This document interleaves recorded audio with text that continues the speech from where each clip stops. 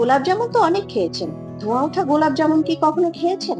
চলেন তাহলে দেখি ধোঁয়া ওঠা গোলাপ জামুন কেমন হয় আর স্বাদ সেটিও আজ জানবো। গোলাপ জামুনের প্রেজেন্টেশনটাই একটু ডিফারেন্ট। গ্যাসের সাহায্যে তারা স্মোক তৈরি করে খাবার পরিবেশন করে।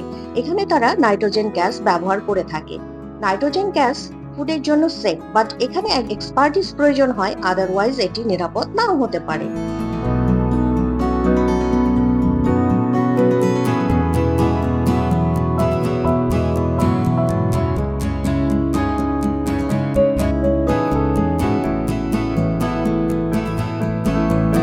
গ্যাসের সাহায্যে তারা কিছু আইস তৈরি করেছে, দেন আইসের সাথে অ্যাড করেছে অরেঞ্জ, নাটস, গ্রেপস, আনার।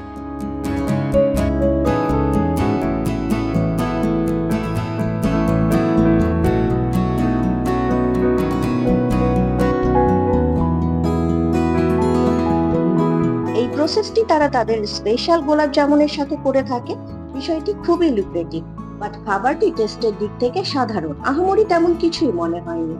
গোলাপ ফুলটি গ্যাসে ডিপ করার কারণে কেমন ক্রিস্পি একটা ভাব চলে এসেছে। এই ডিশটি সেপারেটলি খেলে তেমন মুখরোচক মনে হয় না, তবে গোলাপ জামুনের সাথে খেলে স্বাদ কিছুটা বেড়ে যায়। রোজ পেটাল এবং সবশেষে মধু। আরো আছে চকলেট ডার্ক পাই। যারা চকলেট লাভার তাদের কাছে ফুডটি অসাধারণ মনে হবে। এতে দেয়া হয়েছে ভ্যানিলা আইসক্রিম, বিভিন্ন ধরনের নাটস, চকলেট এবং উপর থেকে দেয়া হয়েছে চকলেট সিরাপ।